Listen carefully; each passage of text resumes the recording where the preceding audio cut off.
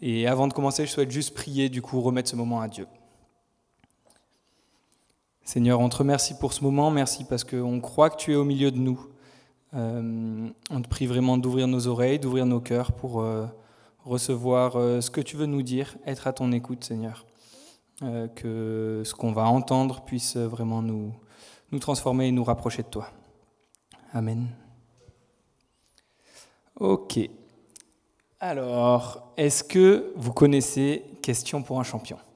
Une célèbre émission télévisée de culture générale. Pour ceux qui ne connaissent pas, donc, bien sûr, c'est une émission de culture générale, et peut-être que ceux qui connaissent ce passage mythique de Question pour un champion. Peut-être que ça vous rappellera quelque chose. C'est une épreuve où le participant choisit le thème mer et océan du monde. Et ce qui est drôle, c'est qu'à chaque question, il répond la mer Noire. Donc première question, il répond ça. Deuxième question, il répond ça. Forcément, il enchaîne les mauvaises réponses jusqu'à la dernière question où enfin, il gagne un point et il a la bonne réponse. Et en préparant ce message, ça m'a fait penser à ça. Alors pourquoi ? Ça m'a amené justement ce petit passage de Question pour un champion à me demander si finalement cette stratégie pouvait fonctionner. Est-ce qu'une seule réponse, un mot, est-ce que ça pourrait être la réponse correcte à toutes les questions ?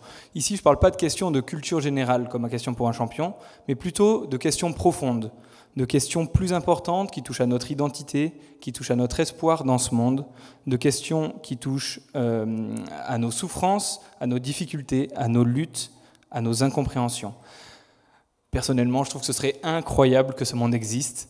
Une seule réponse, toutes mes questions, parfait. Et Dieu, est-ce qu'il connaît cette réponse ? Finalement, c'est un peu ce qu'on se pose dans cette série de messages. On se demande où est l'espoir selon Dieu. Sur cette célébration, donc, et les deux prochaines, on va lire ensemble la lettre que Paul, l'apôtre Paul qui a suivi Jésus, a écrite aux Colossiens. Et on va essayer de répondre à cette question, donc, où est l'espoir selon Dieu ? Alors, c'est une question qu'on peut se poser légitimement, parce que parfois notre monde nous paraît brisé et sans espoir. Donc Dieu, s'il existe, est-ce qu'il sait où est l'espoir ? Ça nous aiderait bien. Mais ça soulève aussi une autre question. En quoi plaçons-nous notre espoir ? En quoi devrions-nous placer notre espoir ? Et donc cette lettre, elle a été écrite par Paul il y a presque 2000 ans aux habitants de la ville de Colosse. C'est une ville qui est située en Asie mineure et actuellement, ça correspond à peu près à une ville en Turquie. Donc Paul, c'est un apôtre de Jésus, il le suivait et il écrivait à des églises qu'il avait fondées pour les reprendre, mais aussi pour les encourager à tenir ferme malgré la persécution. Beaucoup d'églises étaient persécutées et Paul les encourageait à tenir ferme. Dans cette église, l'église de Colosse, il y avait des messages contraires à ceux que Paul avait enseignés, qui prenaient une place importante. Et ces nouveaux enseignements, ils entachaient la personne de Jésus en niant que c'est en Jésus qu'on peut trouver l'espoir et en suggérant de trouver l'espoir dans la connaissance ou dans le savoir, ou même en nous-mêmes. Donc Paul, il répond à ces enseignements dans sa lettre qu'il leur envoie. Et on va lire aujourd'hui un petit bout de cette lettre, Colossiens chapitre 1, les versets 15 à 23. Et dans ces Bibles, vous pouvez trouver ce passage aux pages 773 et 774. On va essayer de voir ensemble ce que ce passage peut nous dire et comment ça peut nous interpeller aujourd'hui. Et on va voir que ce passage, c'est vraiment un hymne à la gloire de Jésus-Christ. C'est une sorte de poème, finalement, pour nous rappeler qui Jésus est vraiment. Donc je lis. Le Fils, donc Jésus, est l'image du Dieu invisible, le premier-né de toute la création. En effet, c'est en lui que tout a été créé, dans le ciel et sur la terre. Le visible et l'invisible, trône, souveraineté, domination, autorité. Tout a été créé par lui et pour lui. Il existe avant toute chose et tout subsiste en lui. Il est la tête du corps qu'est l'Église. Il est le commencement, le premier-né d'entre les morts, afin d'être en tout le premier. En effet, Dieu a voulu que toute sa plénitude habite en lui. Il a voulu par Christ tout réconcilier avec lui-même, aussi bien ce qui est sur la terre que ce qui est dans le ciel, en faisant la paix à travers lui par son sang versé sur la croix. Et vous, qui étiez autrefois étrangers et ennemis de Dieu, par vos pensées, par vos œuvres mauvaises, il vous a maintenant réconciliés par la mort de son Fils dans son corps de chair pour vous faire paraître devant lui saint, sans défaut et sans reproche. Mais il faut que vous restiez fondés et inébranlables dans la foi, sans vous détourner de l'espérance de l'Évangile que vous avez entendu, qui a été proclamé à toute créature sous le ciel et dont moi, Paul, je suis devenu le serviteur. Alors, d'abord, en lisant ce texte, la première fois que j'ai lu, quelque chose qui m'a impressionné, c'est le nombre de fois que le mot « tout » ou « toute » apparaît dans ces 9 petits versets. En fait, il est cité 9 fois et même 8 dans les 6 premiers versets. Mais qu'est-ce que ça vient nous dire ? En peu de mots, Paul dit que tout est en Jésus, que Jésus est en tout, qu'on peut tout trouver en Jésus et que Jésus est pleinement suffisant. Paul rappelle aux habitants de Colosse que Jésus est le centre de tout, qu'il est la réponse à toutes les questions profondes. Et ça m'a interpellé, parce que je me suis rendu compte que souvent, même si j'ai conscience et si j'ai envie de croire et de le faire, d'agir même en plaçant Jésus au centre et en vivant cette suffisance qu'il me donne, eh bien je ne parviens pas à mettre Jésus au centre de ma vie, concrètement dans mon quotidien. Et donc, on va essayer de comprendre ensemble comment ce passage peut nous parler aujourd'hui encore, comment Dieu, au travers de ce passage, je le crois, peut nous parler, et en commençant par relire les versets 15 à 17. Donc, on apprend d'abord que Jésus est le premier-né de toute la création. Qu'est-ce que ça veut dire ? Qu'est-ce que Paul veut dire quand il écrit ça à des Grecs de l'Antiquité ? Pour comprendre, c'est important de remettre dans le contexte de l'époque. Les croyances grecques, c'était que selon les mythes, au début du monde régnait le chaos. Puis, 4 générations divines s'étaient succédées avant l'arrivée de l'humanité. Et les Grecs croyaient en de nombreux dieux. Pour rappeler la vérité qu'ils transmettaient, qui est contenue en Jésus, Paul devait commencer par le début. Jésus est le premier-né de toute la création. Et il n'y a pas des multitudes de dieux. Il n'y a pas des générations divines qui se succèdent, mais Jésus, qui est Dieu et qui était là avant la création du monde. Et cela, ça vient nous parler de la divinité de Jésus. Je crois que ça vient nous dire simplement, Jésus est Dieu. Est-ce que parfois, on n'oublie pas que Jésus est Dieu ? Est-ce que parfois, on n'oublie pas qu'il était là avant même que nous soyons ? Et ne nous arrive-t-il pas de minimiser Jésus ? Historiquement, c'est un grand homme, un homme admirable qui a commis plein de belles choses. Mais est-ce qu'on n'oublie pas sa divinité parfois ? Ensuite, au verset 16, Paul dit qu'en Jésus ont été créées toutes les choses qui sont dans les cieux et sur la terre. Qu'est-ce que ça veut nous dire dans le ciel et sur la terre ? Eh bien, je crois que ça vient simplement appuyer ce « toutes les choses ». Vraiment, toutes les choses ont été créées par Jésus. Je vous invite à une petite expérience. Pensez à quelque chose que vous aimez particulièrement. Je vous laisse quelques secondes.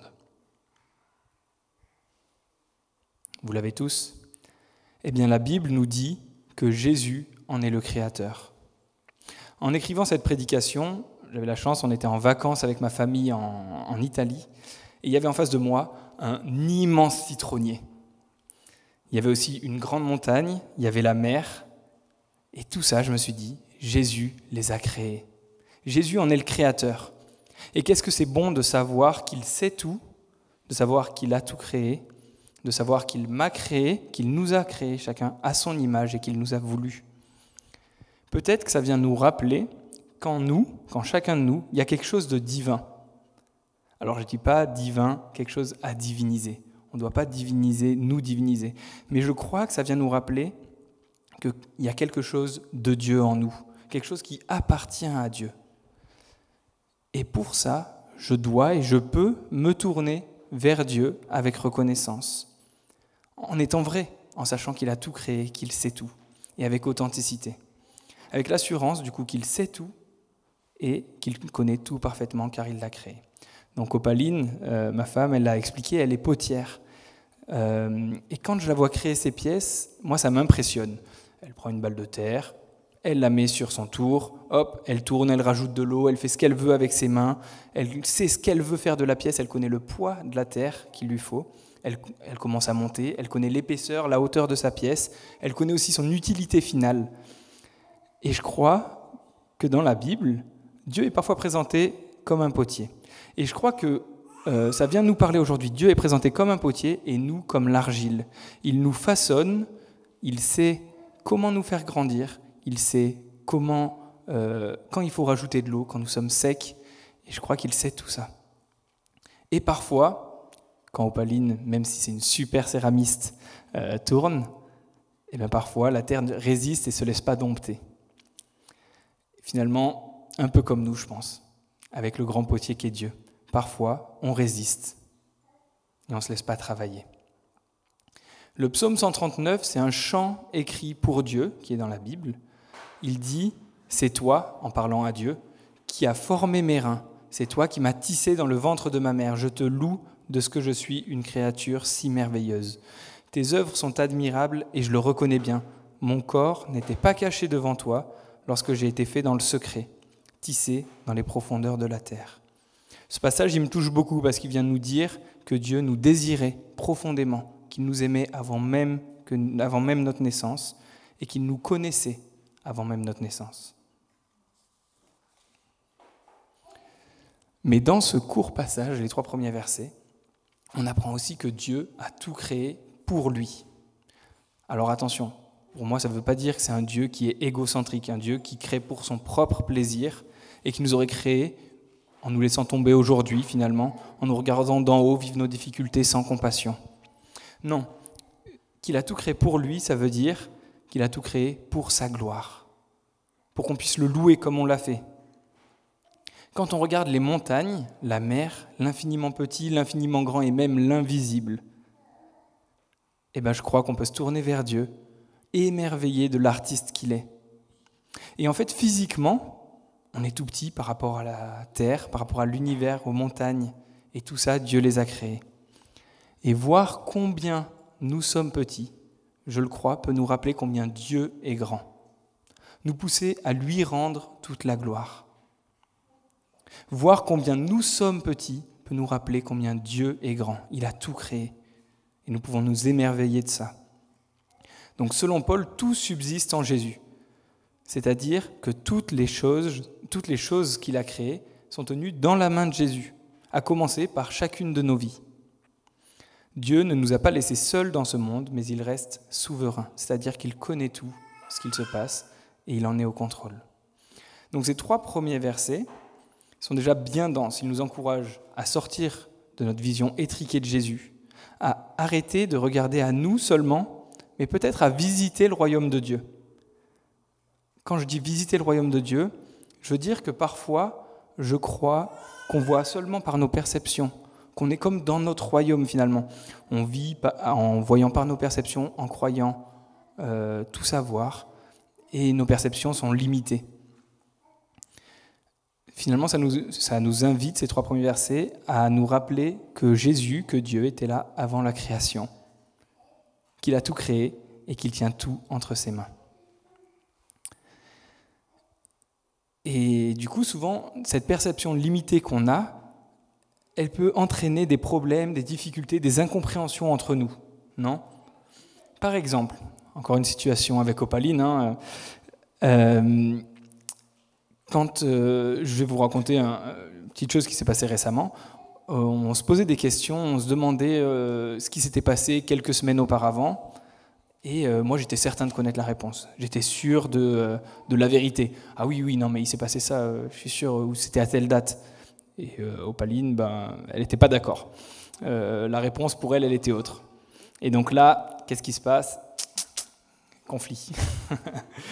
Alors, heureusement, c'est jamais trop important, mais parfois des relations peuvent être brisées à cause de ça, à cause de nos perceptions qui sont limitées et notre assurance de tout savoir, d'avoir la vérité en nous. Heureusement, Opaline, dans ces moments-là, elle dit « on verra au ciel » et ça vient tout apaiser. Mais bon. Et du coup, je pense qu'une solution à ces conflits dans nos relations, à ces incompréhensions, c'est de ne pas regarder les relations comme si elles nous appartenaient, de ne pas regarder les relations comme si on en avait les réponses, ou comme si on en était le centre, mais plutôt de regarder toutes ces questions, et les relations surtout, en croyant que Jésus est le centre de nos relations.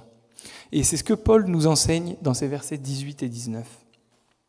Donc ici, dans le verset 18, on découvre d'abord une image de Paul une image que Paul utilise souvent dans la Bible.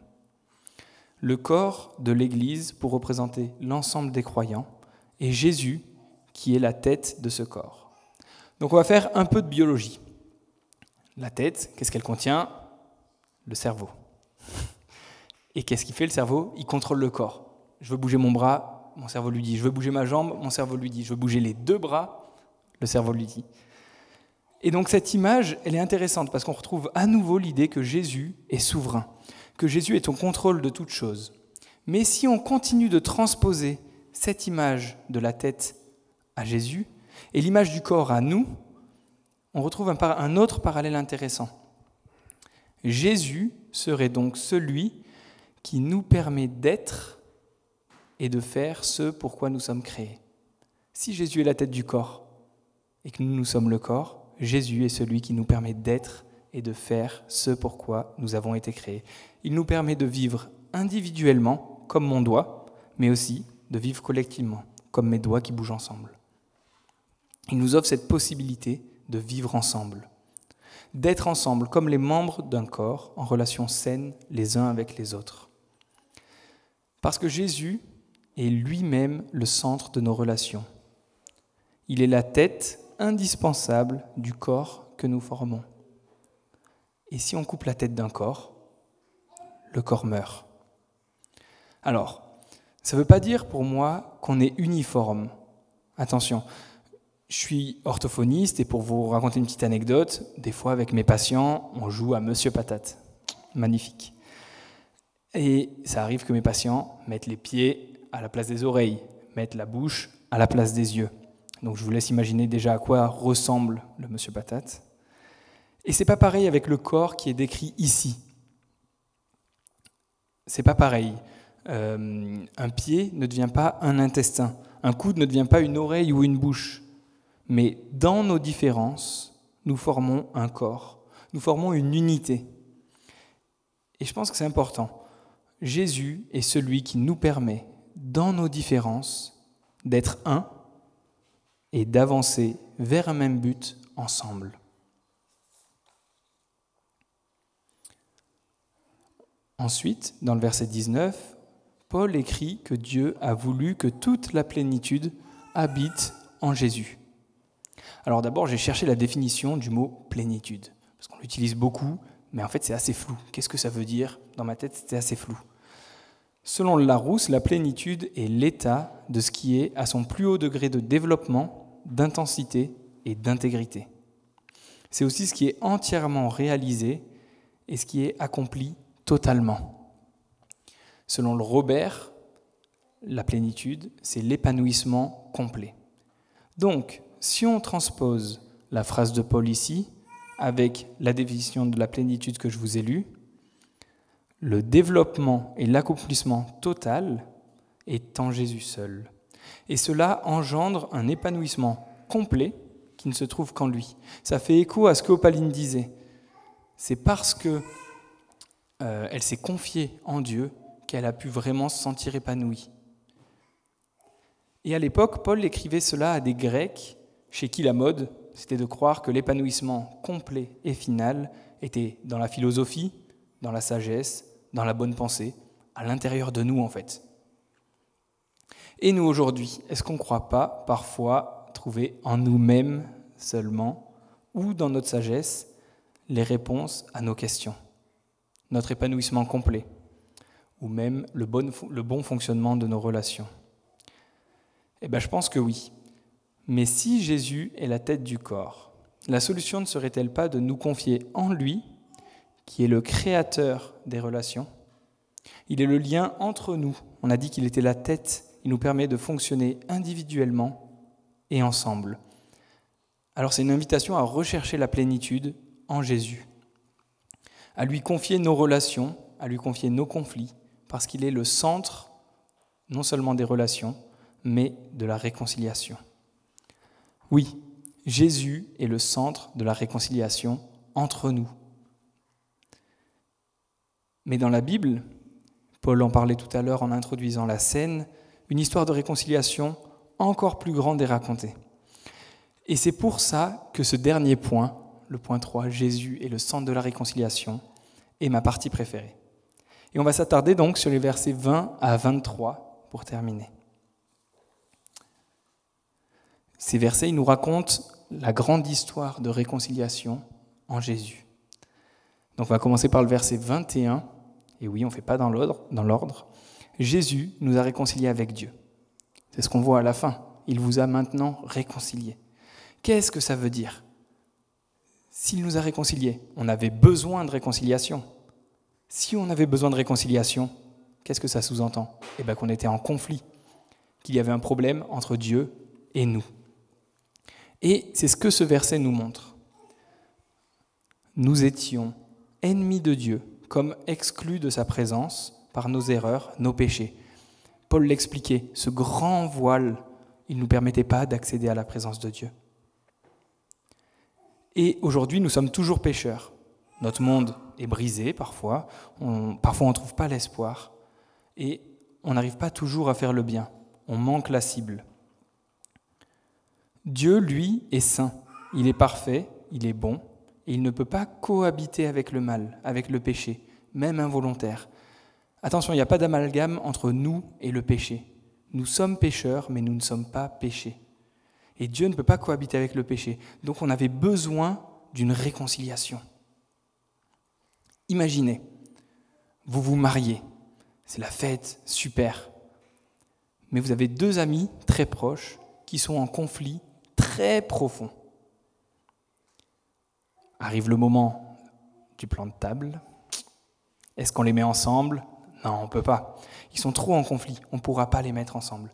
Et bien c'était un peu pareil, c'est un peu pareil pour nous avec Dieu. C'était impossible de manger à sa table.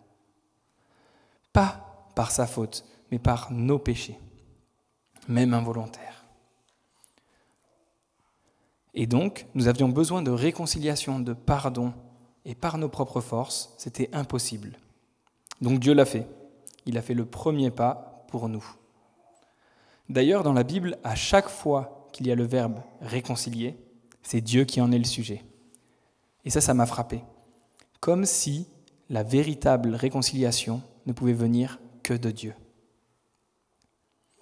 Et le verset 20, il nous dit que Jésus a réconcilié toutes choses en faisant la paix par son sang sur la croix. Ici, on arrive au cœur de cette grande histoire de réconciliation. Nous avions donc besoin de réconciliation, et Jésus, qui est parfait, de toute éternité. On a dit qu'il a tout créé, qu'il est la tête du corps conforme. Il est venu sur la terre et il est mort sur la croix alors qu'il n'a pas péché. Puis, Jésus est ressuscité, il a vaincu la mort, et ça, c'est ce qu'on a fêté à Pâques. Donc Jésus s'est sacrifié et il a pris, par amour pour chacun d'entre nous, nos péchés qui nous empêchaient de nous approcher de Dieu. Nous n'avions pas accès à Dieu à cause de nos péchés, et par amour, Jésus les a pris sur lui en mourant à la croix pour nous donner accès à Dieu. C'est comme si nous devions à un ancien ami une somme immense d'argent. On sait qu'on ne pourra pas la payer nous-mêmes. On sait que cette dette, on ne pourra pas la rembourser. Mais pourtant, de cette dette, découle un conflit violent. On est en tort, on voudrait se réconcilier avec notre ami, on voudrait payer notre dette, mais on ne pourra pas. Et cet ami, il a fait ce que Jésus a fait pour nous. Cet ami, il n'a pas fait que enlever notre dette. Alors oui, il a enlevé notre dette, mais il l'a aussi payée lui-même. C'est comme s'il avait travaillé beaucoup plus pour payer la dette que nous lui devions pour qu'on soit réconciliés. Moi, ça m'émerveille de me dire que Jésus a fait ça pour moi, pour nous. Et grâce à Jésus, qui nous a réconciliés, nous avons donc accès à Dieu. Nous pouvons traverser le voile, il l'a déchiré. Et je crois que cet accès à Dieu, il nous permet de le prier, il nous permet de l'écouter, et parce que je crois que Dieu nous parle aussi. Et ce, malgré nos fautes, même si nous continuons à tomber, à manquer la cible parfois sur notre chemin, et c'est ce que le verset 22 nous dit. Le verset 22 nous dit que Dieu, grâce à Jésus, nous voit comme saints, irrépréhensibles et sans reproche. Et pourtant, je sais bien que je ne suis pas saint, que je ne suis pas irrépréhensible et que je ne suis pas sans reproche. Mais Dieu me voit comme cela, grâce à Jésus. C'est magnifique. Enfin, le verset 23 nous invite à aller plus loin. Parce que par la foi, oui, le simple fait de croire finalement en ce cadeau que Dieu nous offre en Jésus, et même si nous ne voyons pas, nous sommes réconciliés avec Dieu, grâce à la foi. Nous pouvons donc espérer en Jésus, croire que malgré nos blessures, malgré nos difficultés à faire le bien, Jésus est là, il nous soutient, et il soutient le monde brisé. Il nous donne une espérance pour la suite. Où est l'espoir selon Dieu ? Il est en Jésus. Et ça, c'est le cœur de la grande histoire. Mais il y a une suite. Dans le verset 23, donc Paul nous encourage à aller plus loin. Il nous encourage à marcher à la suite de Jésus en fondant notre espérance sur lui seul et à persévérer malgré les doutes. Dieu ne nous dit pas que nous ne vivrons plus d'épreuves. Dieu ne nous dit pas que nous ne pécherons plus parce que nous sommes chrétiens. Mais Dieu nous demande de demeurer fermes, de persévérer dans notre foi et notre espérance en lui, en vivant concrètement la suffisance de Jésus pour nous dès aujourd'hui. Dieu nous encourage à croire que Jésus est suffisant, à le mettre en priorité. Je crois donc que c'est une invitation pour nous aujourd'hui, une invitation de Dieu pour nous aujourd'hui. En quoi mettons-nous notre espérance ? Mettons-nous notre espérance dans le travail, dans l'argent, dans les projets pour le futur, dans nos relations, ou même dans nos propres forces ? Eh bien, je crois que tout ce qu'on a lu aujourd'hui nous montre que Jésus est plus grand que tout ça. Nous avons vu que Jésus a tout créé, que Jésus est le centre de toute l'histoire, qu'il est le centre de nos relations en étant la tête du corps, et surtout qu'il est le centre de notre réconciliation avec Dieu dont nous avions tant besoin. Avec quelques amis de l'église, nous sommes allés au Népal en février, et c'était un voyage incroyable. On a rencontré beaucoup de Népalais, et plusieurs d'entre eux étaient devenus chrétiens. Ils nous disaient qu'ils ont fait une rencontre personnelle avec Jésus. Ils nous expliquaient combien Jésus est important pour eux, combien toute leur espérance est en Jésus, malgré les souffrances et malgré la persécution qu'ils subissent pour certains. Et ça m'a énormément touché. Toute leur espérance était en Jésus, est en Jésus, et ils ont tout en Jésus parce qu'ils ont Jésus. Plusieurs étaient très pauvres, mais ils nous disaient qu'ils ne manquent de rien parce qu'ils ont Jésus. Ils ne manquent de rien parce qu'ils ont Jésus. Et ça m'a interpellé. Est-ce que finalement, parce qu'ici, j'ai plus que ce dont j'ai besoin, j'oublie que tout est en Jésus ? Est-ce que mon confort, est-ce que mes divertissements, ma sécurité, le regard des autres sur moi, et même la médecine, le fait de pouvoir être soigné facilement me font oublier que Jésus est suffisant dans ma vie, que quand j'ai Jésus, j'ai tout. J'ai l'impression que ma foi est bien petite dans ces moments-là et souvent, j'oublie que tout est en Jésus. Que Jésus est la réponse à toutes mes questions, à toutes mes nécessités, parce qu'il a déjà tout accompli en me réconciliant avec Dieu. Donc je crois que nous pouvons repartir d'ici avec une invitation à épurer nos priorités. Pas simplement à devenir minimaliste, comme la mode le veut aujourd'hui, mais dans un but plus profond. Je crois que Dieu nous invite à nous questionner à nouveau sur ce que nous plaçons au centre de notre vie, sur nos priorités, sur nos réponses automatiques à nos questions profondes, et concrètement sur ce à quoi nous donnons le plus de temps et ce en quoi nous mettons le plus d'énergie au quotidien? Est-ce que nos priorités sont à la juste place? Nos priorités sont-elles véritablement des priorités?